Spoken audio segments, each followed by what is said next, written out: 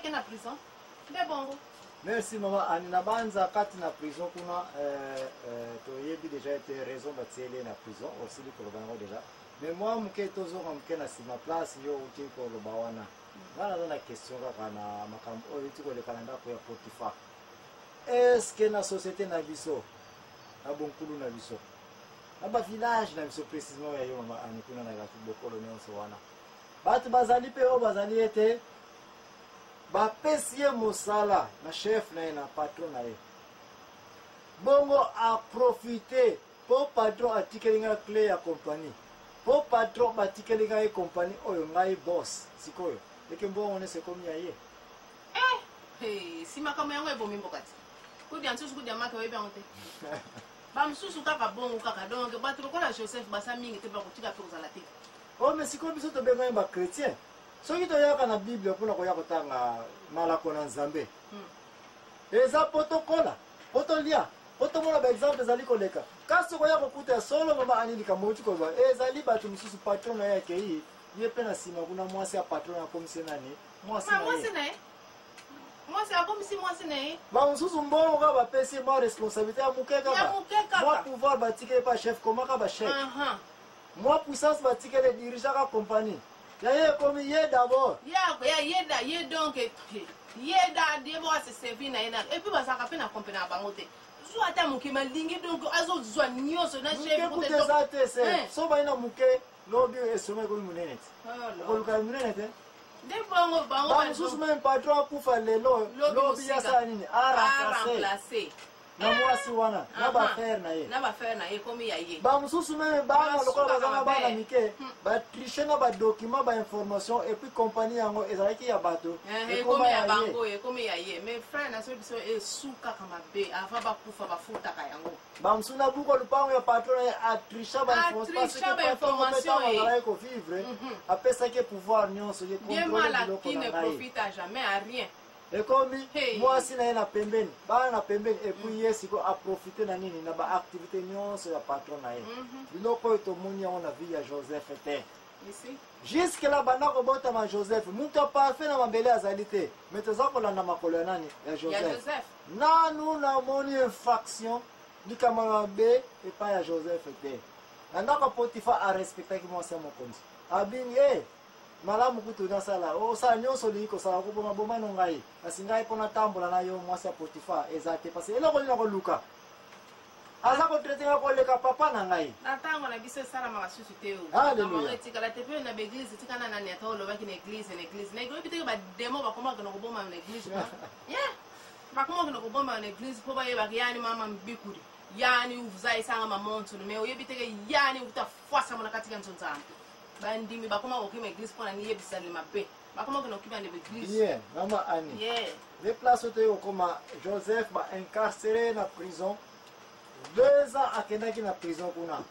mama ani oyebiso histoire ya prison yebisa biso sikoto koti kati na prison oyo bayeko kotisa Joseph likolo ya bakosele makambo ete ya tamboli na mwasi ya Potiphar to alingaki ko rappe mwasi ya mokonzi siko yeyo na prison yebisa nga mpe makambo yango eleki na prison parce nga naza koluka ba place kako ezali ke ya kokoso oyo toyi ko débattre pe eza ko ya mais tozana kosala la sans clash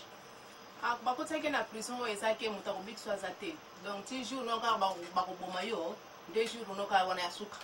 donc moto akodefendre oyo aza te na kati ya prison wana prison ya nani ya Pharaon donc la prison centrale te la prison mutinyoso te bato kuta kuna banani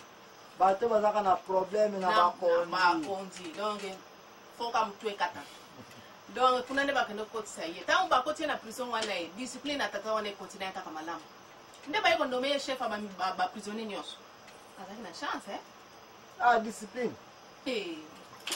ko donc chef ba nomeye comme chef donc capita ko kapita yani chef wa prisonnier donc asalaki donc mokonzi ba prisonnier nyonso wana asalaki kosala mosala ko lia bien ko lia ka ndenga ba prison misiko ya asalaki chef ba prisonnier na kati voilà donc ibuna kibende makadi la sikoyo tango esalaki kaka bongo soki bayaki susu bamemaki ba prisonnier mibale so bazalaki na kati so bazalaki na problème ya mokonzi moko azalaki kolambela mokonzi donc avant mokonzi adame ye fois mekana soki poison na kati donc yani kuteka fois avant président ka fois Saluga passe. Saluga passe. Oh mususu wana azalaki ko soki amokonzi avant mais la vie mbungu bien donc yani kafuta nwanta te soki processa na kati yani uteka fwa aba mokonzi ali siko bango mibale wana oya kulamba na oya ba vin wana bazaki na problème na mokonzi kuna donc bayako kotsa bango na prison bango mibale tango bakoti na prison wana bazalaki kaka na prison sika ye Joseph azalaki kuna bavandi wana sikoyo les deux prisonniers wana oya o bazalaki na problème na mokonzi na o mususu azakolambela mokonzi o mususu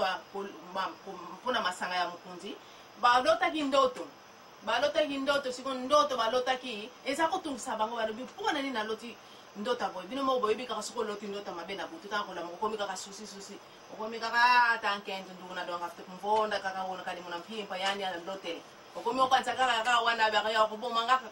sikoyo bango ndoto wana ederangeaki bango bayebi te explication ndoto yango tokoyeba bango ndenge nini toyebi mpe tokoyebisa biso explication ndoto wana za te bazalaka mawa sikoyo Joseph comme ayebi ke bato oyo basala na bango malamu me ndenge nini lelo basala mawa atuni bango mpona nini bosala mawa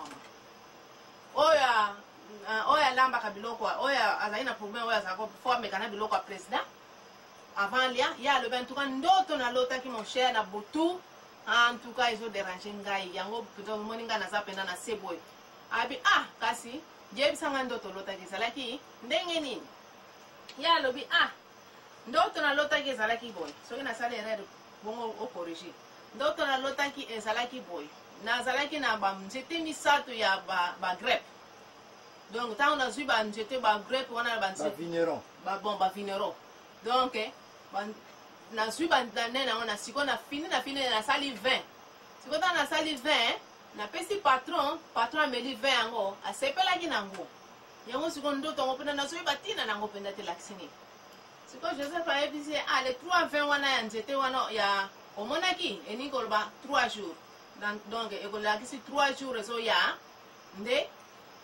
okozala libéré na mosala oyo donc bakobimisa yo na kati ya prison oyo mpe okoma okozongela mosala na yo esika oza kosala epa mokonzi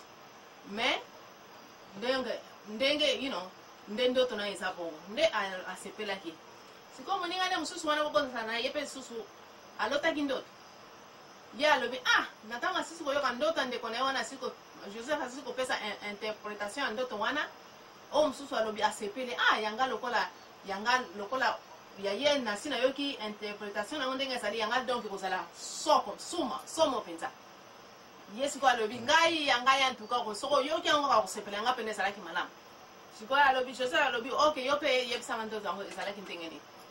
ye alobi nazali komema bapanie misato bapanie yango ezalaki misato ezalaki na biloko kolia donc bapanie ekutakana donc moko mibale misato donc 3 panier mibale ezalaki na biloko ezalaki na bamap moko ekutakana lisusu ezalaki nde na biloko mpona pesa patron alia sikoyo ntango nake mpona azwa biloko yango napesa patron nzoka bandeke bamataki na likolo wana baleba biloko nyonso wana mpona napesa patron mpo alia biloko ezalaki susu te yango sikoyo esalinga mpasi nazoyeba ntina ya ndoto oyo te bokosana te bapane misato Joseph alobi na ye bapane misato wana elinga koloba 3 jours wana etikali mpo na yo bakokata mutu na yo nde jour okufa mutu wana azalaki na mawa alobi donc azalika mawa sikoyo esali epa mawa kaka wana donc nde kaka Joseph alobaki donc 3 jours ozokufa donc patron na yo bakoboma yo dans 3 jours oyo ya liboso wana ntango ayokaki ndoto na alobi vraiment soki na Joseph alobi soki okomi free na oza sunu balongoli yo na ozonge obimi na prison ntango okenda cité kobosana ngai te kanisela ngai mpe oya koede ngai obolongolanga mpe na prison oyo po makambo akosela ngai eza nasala yango te eza lekota abi en tout cas nakosalama donc 3 jours ntango esalamaki tata wana alongwaki na prison ye azongelaki mpe mosala na ye oyo mosusu wana bakataki ye moto akufaki donc makambo Joseph bantoto interprétaki nyonso esalamaki tata wana ekenda mutu abosana na ye Joseph alia ne point nde bon merci mama Annie naza na commenter monsieur kobakisa te nde kana utaki koloba ete bandeko bokende kotanga na mokanda ya Genèse 37 ti na 50 kuna nde bamakambo ezali kouta kaka bisika wana raison toza koya nango awa parce que merci mingi pona yo ndeko moto otangaka bible chaque jour na yo moto opesamela opportunité wana ya koyeba kotanga toza na bible na ndako kasi biso ntango toyaka na émission ya la vérité tozongaka tina se tozwaka mpe ntango na biso parce que toyebi ete quelque part ndeko azali oyo ou bien aza na biblia te ou bien mpe aza na biblia kasi azwama likabo ya kona kotanga yango te mpo aza swate likabo ya kotanga motu nyonso te aza na yango yango wana nde tokitaka kozwa ntango na biso omona yango fatigue teke amakambo so bato oyebi yango kaka te merci ntango oyebi yango kasi kabolaka mpe na bandeko bayebi yango te yango wana nde